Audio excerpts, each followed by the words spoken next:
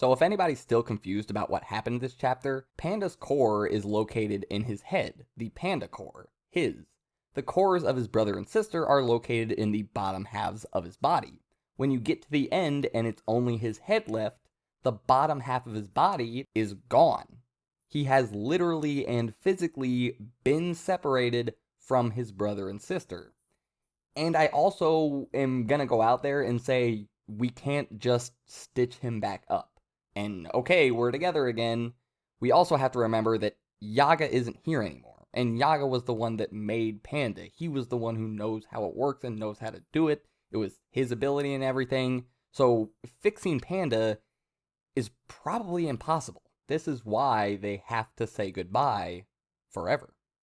I also think their dad taking them away could also possibly be symbolic of the fact that Yaga can no longer put them back together again. Yaga isn't here, he's gone, so he cannot physically reconnect Panda with his brother and sister.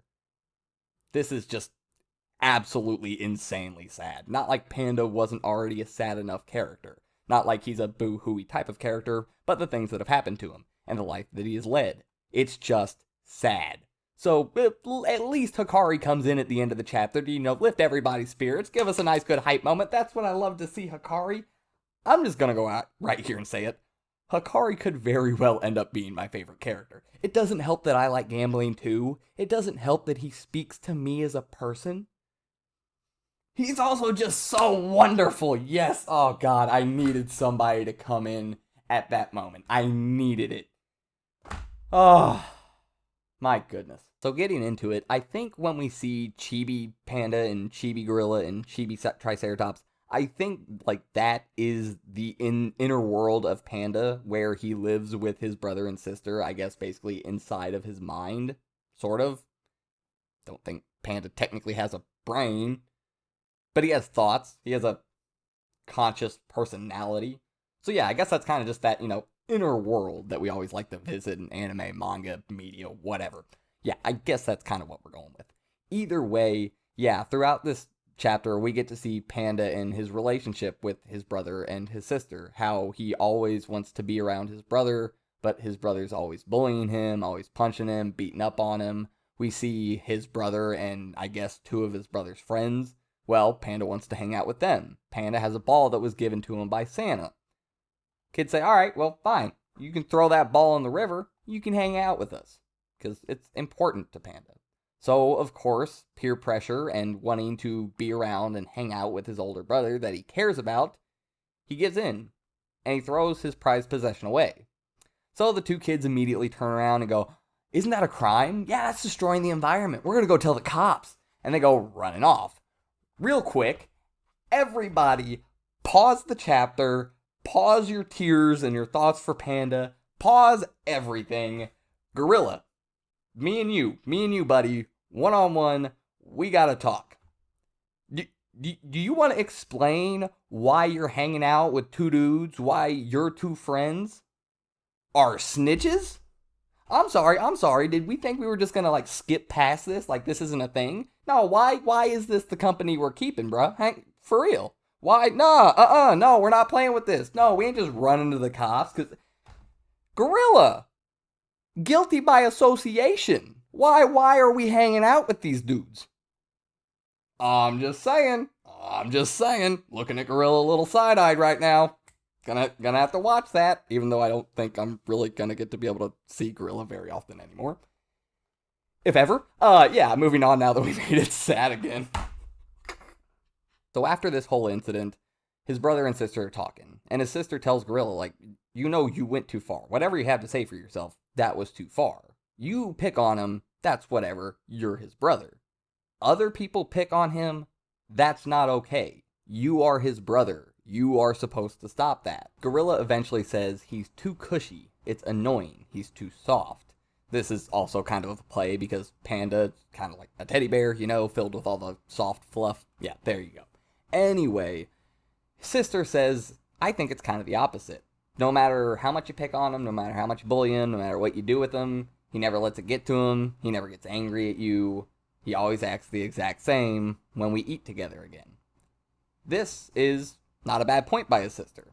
there is something to say about being mentally, personally tough. Not just physical strength, not just how tough you are.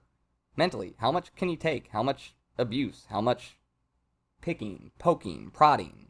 How much does it take before that gets to you? Panda, pretty tough. Got a pretty high limit. Got a pretty good tolerance. So, after this, Panda comes running in. Brother! Brother! I found a giant stag beetle! Just hype. Little kid just hyped about a big beetle. Anyway, his brother grabs it and says, this is a Dorcas titanus, and throws it out the window. This was not necessarily his brother calling Panda a giant dork. Get it? Dorcas titanus. Giant dork. Big dork. No. Yeah, it could be that. It could also be that. But, no, his brother's actually factually correct. Yeah, try getting that image out of your hand. You want to make it worse? That is about the correct size on my hand. They're huge. It's terrifying. It's creepy. But apparently, Gorilla's pretty smart when it comes to bugs. Did not know Dorcas titanus was an actual name of an actual insect. I'm gonna see that in my dreams tonight. But before Gorilla falls asleep that night, he breaks out the piggy bank. He's got $100 in there. He says, that should be enough, right? One, they are obviously children. They obviously don't know how much things actually cost in the real world. That's more than enough, Gorilla. More than enough. Little bouncy balls don't cost $100 whole dollars. Hope we were talking about yen or something. My goodness. Yeah, anyway. Yeah, there's definitely kids. Yeah. He wants to buy the ball back for his brother. He feels bad. He does care about Panda. He is his brother. Well, unfortunately, he's not going to get the chance to buy that ball for him. Next thing he knows, his sister's yelling at him to wake up. And when he does, his dad's carrying him and sister away. But no Panda. He wants to know what's going on. Why? Where are they going? Says, we're leaving Panda behind. Why? No reason. For how long? Forever. You never, ever get to see Panda again. This is gut-wrenching. Tear-jerking. The shift we see in Gorilla when he realizes what's going on is... oh my goodness. It is depressing, to say the least. So insanely sad. What does he think about? The ball. I have to get him the ball. I was gonna go buy it for him. I have to. He also tries pleading with his dad, telling him that Panda can't do anything on his own. He sucks at everything. He's bad at games. He's a slow runner. He said, I can't leave him behind. And while all of this is going on, Panda is running out of the house, slamming the door, screaming for his brother and sister, asking them where they are. It's not until that their dad tells Gorilla, that's not it. The ones that are being left behind are us. That's because Panda's head is still there while everything else is gone. Panda's core can still be out there. He can still be conscious. The others, they can't. They are the ones that are gone. They're the ones being left behind. Now, that obviously Gorilla isn't like thinking of it on that scale of it. He's being left behind. He can't see his brother again, all of this stuff. It's just a family thing for them in the world that they live in. So, at this point, Gorilla stops looking at the logical things, or I don't know how to really word it, but the fact that he has to protect them. It's past that. But I wanted to get the ball for him. I needed to go to the store because I wanted to get the ball for him. He's looking for anything, any possible little reason to stay or not go. He's looking for anything, any reason to not be left or not leave. Either or. And while he's searching his mind for any reason to not go, he realizes, the person that always talked to the store owner, the store clerk, for Sis, because remember, their sister, anytime somebody sees her, she'll try to kill them. That's how shy she is. The person who always talked to the store clerk for Sis, well, it wasn't Gorilla. It was Panda. And then the two of them just absolutely bawling their eyes out. Tragic, sad as all hell. Akutami, why do you have to do this to us? Seriously, why? I mean, this series is so good. I understand why. It's great storytelling, but why? So we go back. Panda's head is there. Kashimo's remarking that, I didn't get any points, so is he not dead? I mean, it's kind of hard to tell the expression on a panda. So, open up. Where's Sukuna? Jams the, staff into Panda's neck hole, I guess you could call it. Picks his head up. Panda's like, sorry, the jaws of a panda are very tight. That is what I'm talking about. Panda ain't no damn snitch. Gorilla might be messing with snitches. Might be messing with a little two of them. Running around, just saying, guilty by association. Panda? Nuh-uh. Not at all. No, sir. We don't snitch. That's what I'm talking about. That's how you turn it around, Panda. Way to flip the script on it. Gotta love it. And then, talking about continuing to flip the sad script into the hype script, Hikari comes in off the top rope. Yes. Oh my goodness. I said at the beginning, this man might become my favorite character. Oh, this is the introduction, not the introduction, the appearance, what's the word I'm looking for? Entrance. The entrance that we both deserved and needed. God. The conflicting emotions right now. Happy, sad, excited, sad, hyped, sad. Sad. I absolutely cannot wait. None of us can wait, obviously.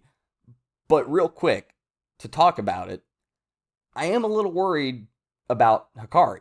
I'm a little worried, I guess, for Hikari, I should say. Now, the reason for this is because who is Kashimo looking for? Sukuna!